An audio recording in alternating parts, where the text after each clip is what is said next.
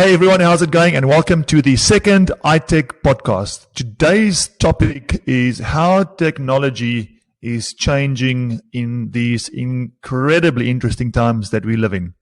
I've got two guests today. The first one is Ronaldo Muragues. Ronaldo is the product strategy manager at Itec. And I've got Ross Petty, who is the MD at Itec Converge. I've had an incredible conversation with these guys about anything from tech to also the mindset that goes with all these changes. Please enjoy my podcast with these two gentlemen.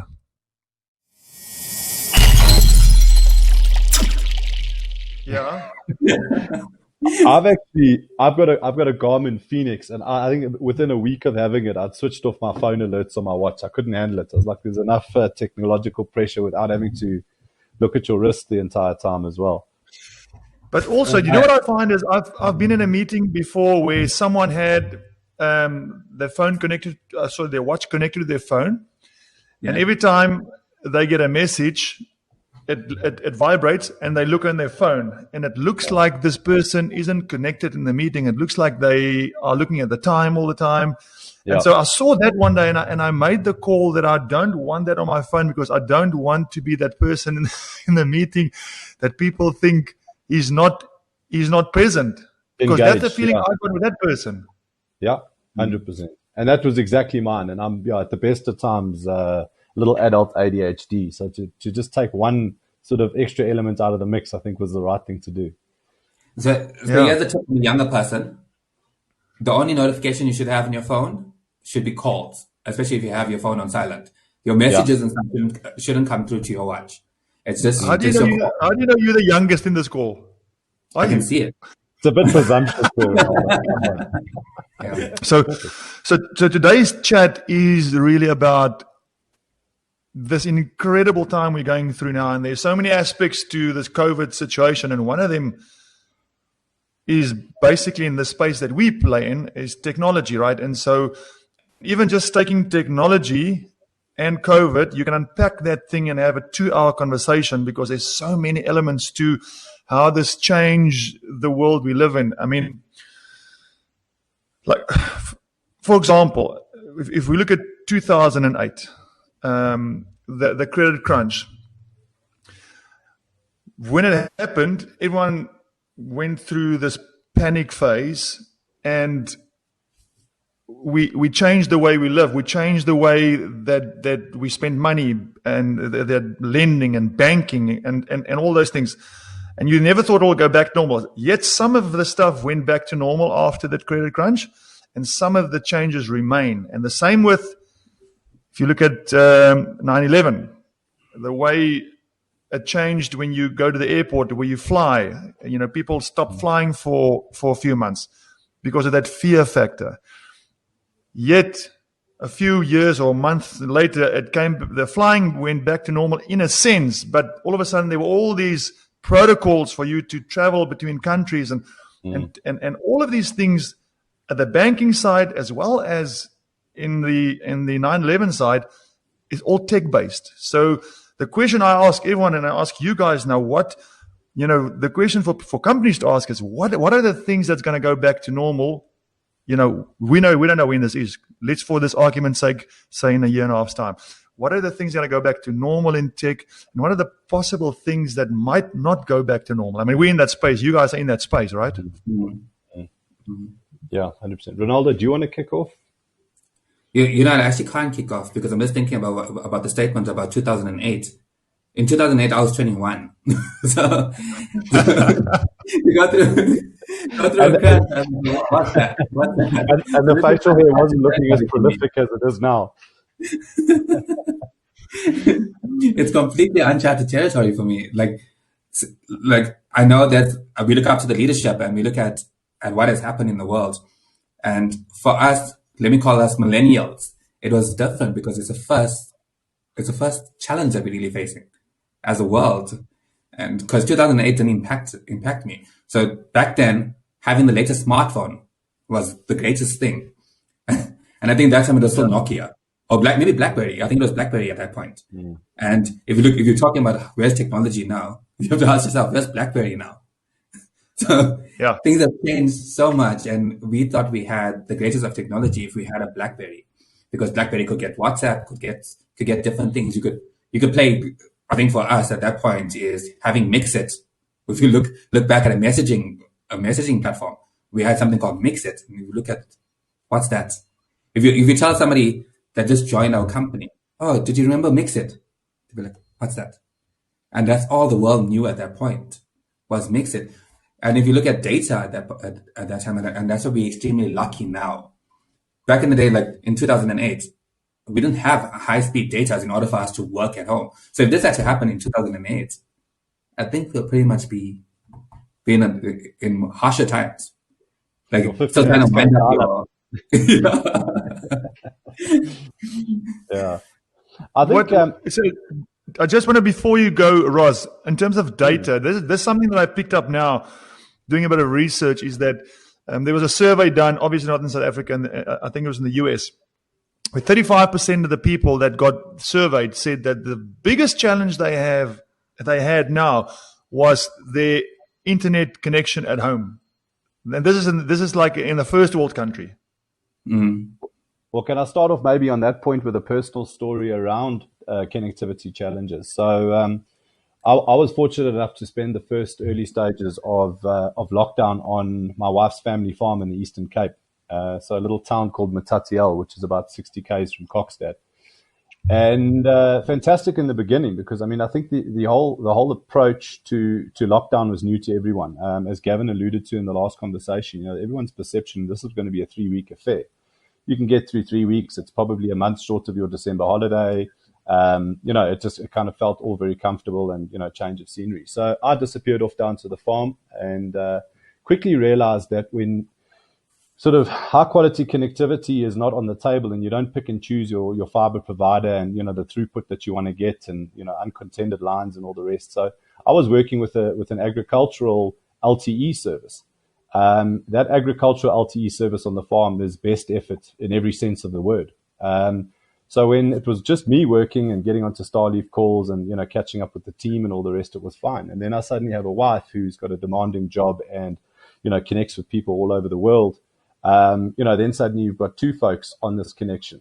And then I've got a 6-year-old who then had to start remote learning for grade 1. So, obviously that's relatively important, because if my kid doesn't learn to read or write or the color blue, it's going to be on me because I'm not providing him with the link. So long story short, the sense of actual anxiety every morning at 8 o'clock when I got on, and then we trying to juggle, meetings with my wife so that I could, obviously be on the link and she wasn't, type of thing. And the ultimate call when the opportunity was open to come back to Joburg, and I left the family on the farm because it's, it was the right thing to do, to come back, was probably 80% based on the fact that I would then come back to Joburg and have solid connectivity, at home. So that was an eye opener for me, because it's never been that issue. As frustrating as it is on the home front when your fiber goes down for a day or two, this suddenly now became mission critical. I couldn't run a business. I couldn't connect with Andre in terms of my sales director to what's going on. So that for me, A was an eye opener because I'd kind of never experienced it, and B, the anxiety that comes with that when you're suddenly locked out from the larger world because your connection isn't what it should be. So nothing to the farm connection. So Ross, so for clients now, what are the future of connectivity for them, and what should clients look out for now? What are the things that can make their life easier in that space? So without sounding too generic, I think it's everything that is consumption based that you can ramp up and ramp down at will. Depending on how your environment changes and obviously how the situation changes, with COVID being a prime example. We saw, and Ronaldo will probably bear testament to this even more than I can.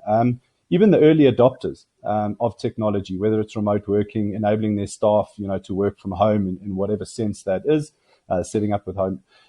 Everybody was kind of in the same boat. The early adopters felt like they had set themselves up with these environments, but there were so many different pitfalls that no one had thought of, in terms of how do you secure this environment? You have all these people sharing, you've got an HR team suddenly working from home in Bryanston or wherever it may be, and they're sharing confidential information pertaining to staff's banking details and payslips and all of that over unsecured networks. So I just found that a lot of the people that I had a perception, having spent a number of years in tech, even before my time with Itec, where you perceive these people were kind of cutting edge in terms of how they empowered themselves to work remotely.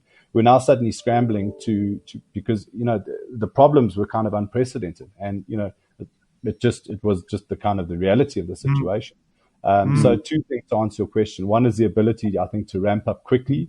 And then the second is, as I said, it's the soft element, which is the people element, and how they handle it. But I think we'll get to that component, obviously further on in the chat. Yes. Well, let's talk about it, because for me, I mean, Itec is a business. Everyone know that it started originally as a printing business, but over the last how many years, 10, 15 years, it's morphed into more a tech business. Obviously, still got a big element of printing. And so we've kind of almost adopted the tech side of it, right? So we're almost used to using Starleaf, for example, as a video conference calling. We're kind of more used to it. A lot of businesses out there that is not in the tech space. I'm just calling names here, legal businesses or construction businesses. They're not used to this new way of doing business. And Ronaldo, you right in the front on the spear of the tip with new technology. Businesses have got to, like you say, quickly adapt to this new norm. I think the businesses that are going to try and resist this thing are going to be the ones that are going to lose in the long run. Am I right, Ronaldo? Yeah, definitely. I think a lot of time now, people are looking at finding a solution, but overnight, and it's almost impossible to do that. We see from the beginning of having a productivity tool such as Starleaf, and going forward, every week there was a new video conferencing platform coming out, and every week a customer was jumping onto that and saying, "Oh no, we've got this, we've got this, we've got this." But there's three main things that comes into finding a platform that can actually work for you, and just going back to what Ross said, there's a lot of early adopters and those people invested into technology, but they invested into technology for their own company in terms of the buildings that we're providing for. So nobody was expecting COVID to happen. So when COVID came around, the entire IT scope had to change. So at one stage, let's talk about last year, December, people are planning for this year and saying, oh no, we need to have faster fiber at work. We need to have faster connectivity in the office. We need to have paperless solutions and so on. Comes to February, things are changing. Now people are starting saying, no, we don't need that at work. We actually need that at our employees' houses or homes. And that's what it came down to. So it actually came into three main principles as to how do you find a solution. And for me, it came down to these three: user experience. So every single user, because this is uncharted territory, a lot of people are jumping onto video conferencing platforms or productivity tools for the first time. So the user experience had to be really high. The next thing was user adoption. Is how could they take that product and make sure that every single person is using it very well, and that comes into change management as well. So if you're so used to working in a certain way in the office, now you're gonna have to work the same way at home, but using a different tool. So the user adoption level had to be very, very high and very quick. And then the last one. Yeah, carry on. Sorry, Ronaldo. No problem. The last one is user support. So like from an IT level. So we know that the IT in terms of running from one building or two buildings or three buildings was easy, because everything was if there's a user having a problem, you could easily walk to that user, or there were some protocols that were put into place, and then this is what you have to follow. But now it's different. If you're having an IT problem at home, who do you call? So the productivity tools that you choose during this time had to come with its own support as well. So that instead of bombarding the IT, and I can show you now, IT is bombarded more than ever before.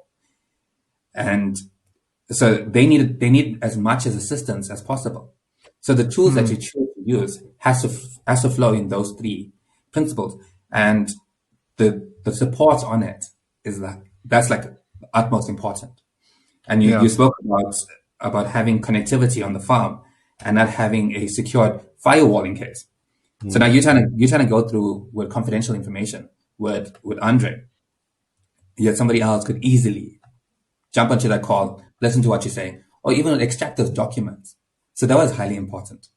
Sorry, Ross, you were saying something at that point? No, and I was just saying, I mean, we've obviously covered, the flexibility element as well, ramp up, ramp down. I think the biggest thing that I noticed with chatting to clients, both, kind of precursor to COVID or their caveat, or the biggest sort of element is that it's near impossible to stress test your network in a live environment. No one's going to do it. You know what I mean? Yeah.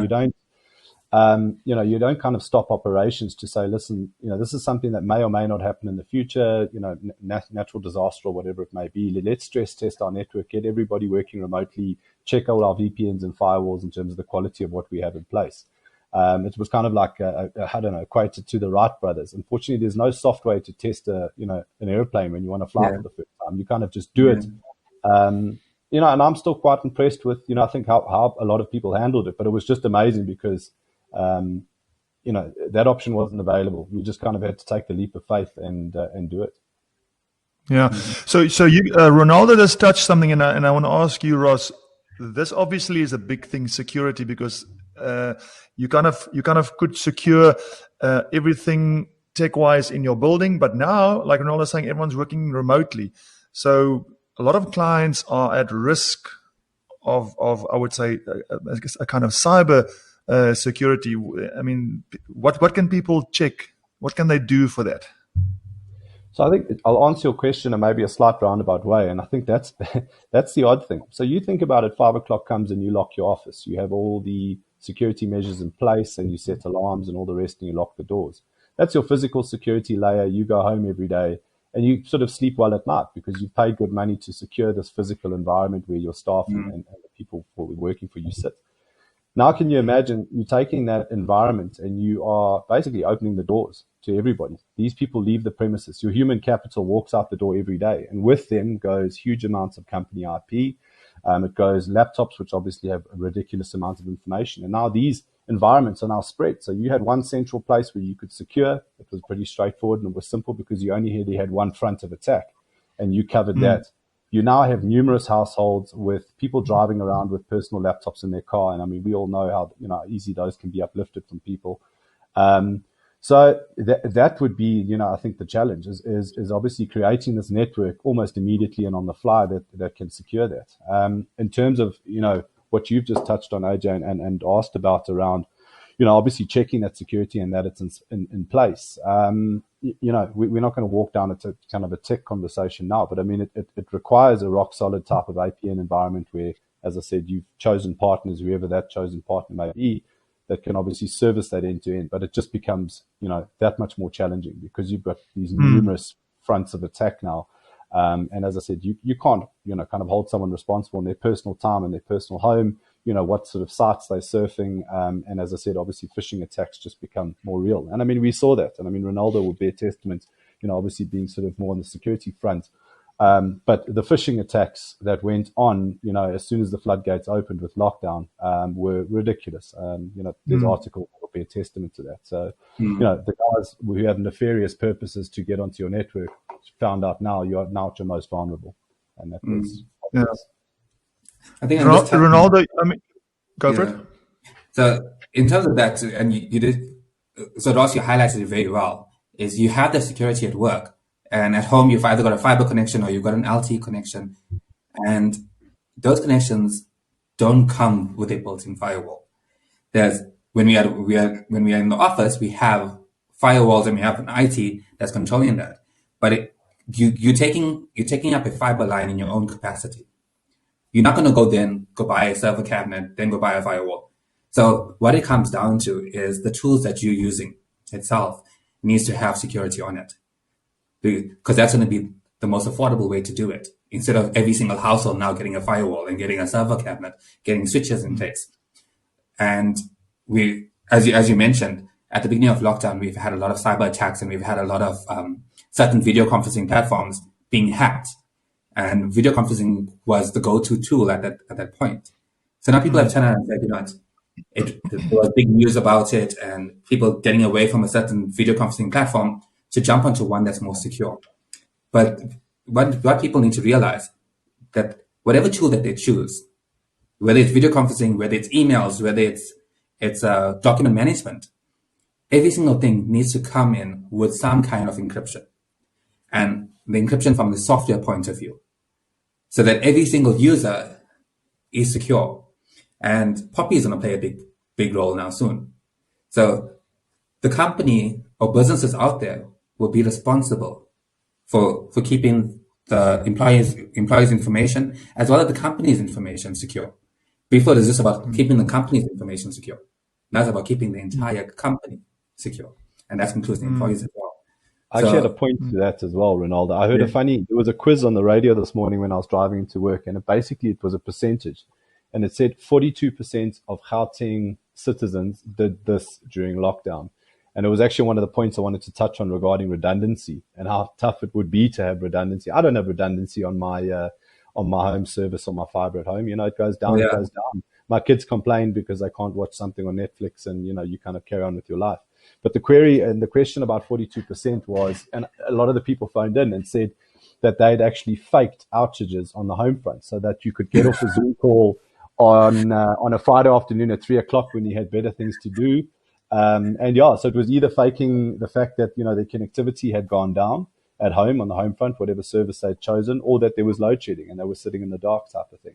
So that kind of, to me, was another point as well, is, you've got these people working from home, and, as much as you can set them up, it's tough to get that level of redundancy. And I think that was kind of a learning on the fly thing as well, outside of people that are trying to skive off work, obviously.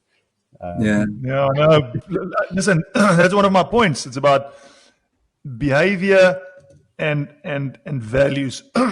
This new way of working from home with no one sitting on your shoulder, looking at you, saying to you, hey, go do that. I can see you in the office there. All of a sudden, people are their own boss, in a sense, right? I mean, you still got to, at some stage during the month, you got to look at your numbers. But most of the time, I would say a lot of people don't have that discipline to keep them going in the morning, get up, take that shower.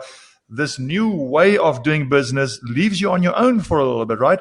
And that really comes down to what's your behaviors and what's your values in this time. Yeah. Are you disciplined enough to get up in the morning, shave your beard? We always talk about it. Ronaldo, you always talk about it. Shave your beard, take a shower, put on your shirt, go sit and get going like normal. So that's a bit of a challenge that started now, right? Yeah. And I think that's unique to each person. Because, and I always say this, and I read this and it stays in my mind, that motivation is like a shower. It's recommended every day. So you need to motivate yourself on a daily basis, and you are ultimately responsible for yourself. So I think what we were blessed is that our management and leadership stepped up and led by example. So it wasn't just them, everybody saying, oh no, you need to work, otherwise this is going to happen or whatever. It was leadership leading us and saying, okay, I'm working. I'm here, it's 7:30, I'm up, and I'm logged in, and I'm going to give somebody a call. Give somebody a call and just start chatting at 7:30. And management style had to change when it came to that as well, where you had the introverted manager who's good at their job, but now they had to change. We're not saying you have to change from being introverted to extroverted, but prior you only make connections with your team at a certain point. Now that connection has to happen on a daily basis. So we're not saying if you're introverted, go and do a team meeting where you have your entire team. You can still make connections with people on a one-to-one basis. But now that connection has to happen on a regular basis. And it's an interesting study that I actually did, that people turn off. So within the first 3 weeks of COVID, everybody had their camera on, unless they weren't looking good. They woke up like 30 minutes before the call. Then they'll put the camera off and they'll say, oh, no. They're having some bandwidth problems. Exactly what Ross said earlier. But now people turn off their cameras on most calls. Because where's the motivation now? People were like, oh no, it's 3 weeks. We get through this. And I built the habit of waking up at 4:30, and I keep that habit. Wake up at 4:30 and I go through my morning routine. There's some people that, yes, for the first 3 weeks, they were still waking up at the normal time. And eventually, now they're waking up 7:45. Work starts at 8. I'm waking up at 7:45. I don't need to put my camera on today. I can have my pajamas on. Nobody's going to see me. Yeah. And then that routine is so crucial. So crucial. And I mean, I'll just add on that in sort of a very brief term, but I figured out something is one, to a large extent, I can can't drink my own champagne on a lot of it. I'm an office man. I enjoy the structure of coming into the office. I think I mentioned my wife already. I think she's kind of adopted to this thing fantastically well. She'll tell you hand on heart that she achieves more in probably 3-4 hours than she's ever had to or needed to or could in an 8-hour day in an office environment with the stimulus that's coming from you from all angles. I think just in terms of the human element, and some people grabbed it and ran with it. That's abundantly clear, and those personalities had kind of shone through even before this happened. You could see those, and the fortunate/unfortunate kind of end game of this thing is, I guess you could really see who you could rely on, and B, what actual headcount you needed. You could get more done with less a lot of the time. But to reiterate as well, I'm an office man, and as much as I'll tell my clients about prepping themselves, it's just a reality. Certain personalities, I enjoy the structure, and as I said, it's a human interaction thing. I love seeing people. I love walking in the door. It's always the same face that's there when I arrive in the morning at 7:15 or 7, whatever the time is, and to greet them. It's part of that structure that Ronaldo, you get up, you showered and then dressed, not dressed and showered. That'd be a bit odd. But for me, that was hugely important, and I was massively excited to come back to the office. But at the same time, you now know that when you're forced to, you've had that exposure and that experience on the remote thing, and you can also make that work. But it just comes down to a preference thing. Yeah, man. So for this is not supposed to be like a talk, but I also want to add a little bit. So for me, like Ronaldo, I wake up in the mornings, 4:45, 5 o'clock for years now. And I feel that's my best time. That bit there from 4:30, 4:45 to about 7:30, that's the time. And I live on my own. So lucky or unlucky, there's no kids here to make noises, but that's the best time of my morning. So, through lockdown, there were times where I was really good at it. And then there were times where human nature, next thing I start realizing, I've actually been lying in my bed for 40 minutes, mucking around on social media where I normally wouldn't have done. And then I only realized that after like a week and a half, I go, hang on, what am I doing? I'm losing control here. Boom.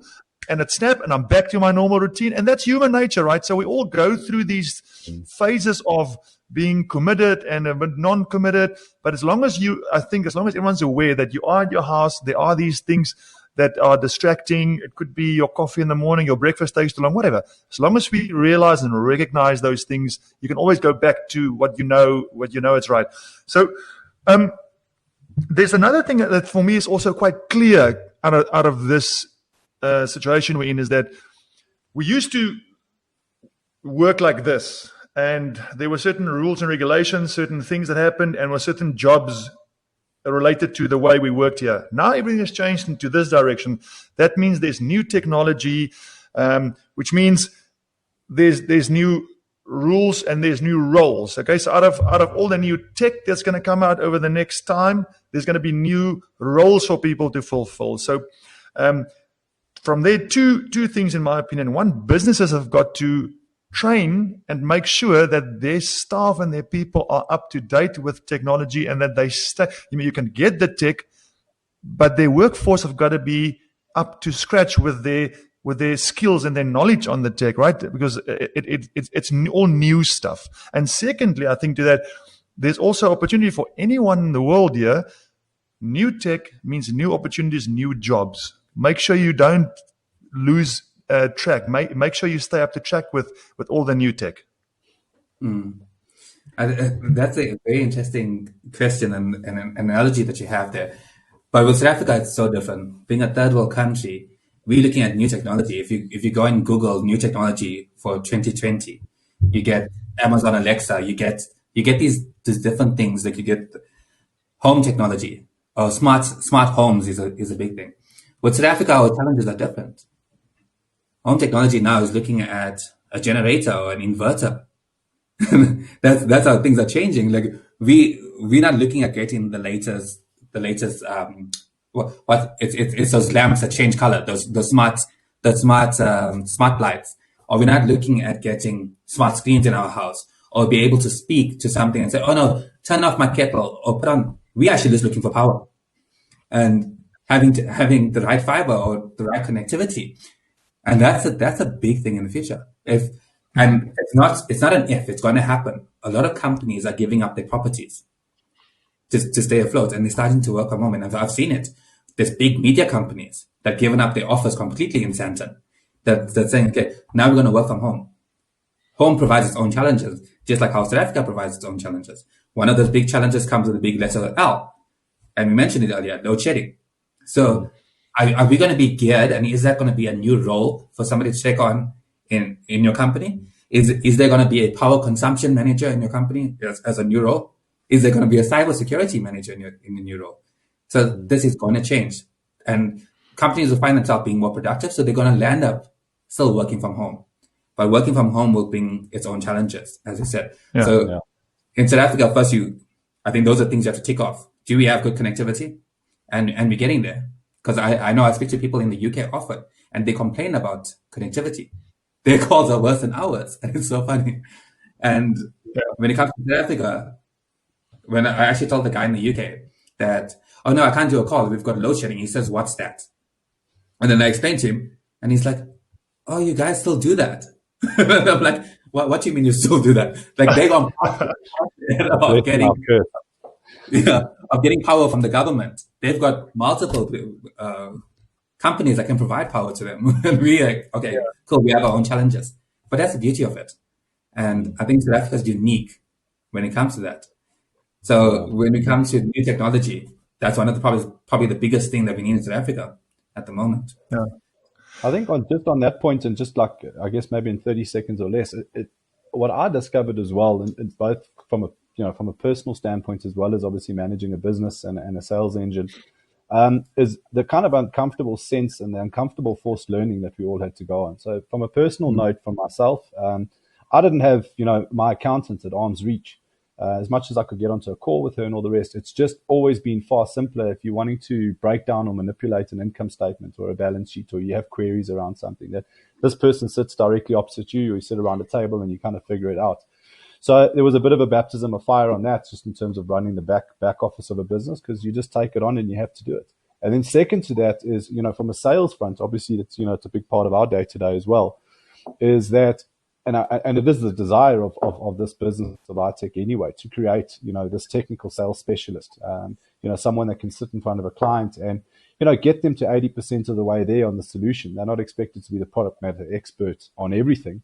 But sales individuals who were then, forced to start walking a journey with the client remotely, and as I said, upskilling themselves to the point where they can have these conversations, because it's often just so easy to just open your office door and you take a walk down the passage and you grab your accountant who needs to help you, or your technical specialist who needs to help you. That person isn't necessarily on your doorstep anymore. So you're forced to empower yourself. So I think that's a positive, uncomfortable positive, but it was definitely something I learned from the process. I couldn't agree with you more. This thing, like you've hit it on the nail on the head there. This thing is uncomfortable.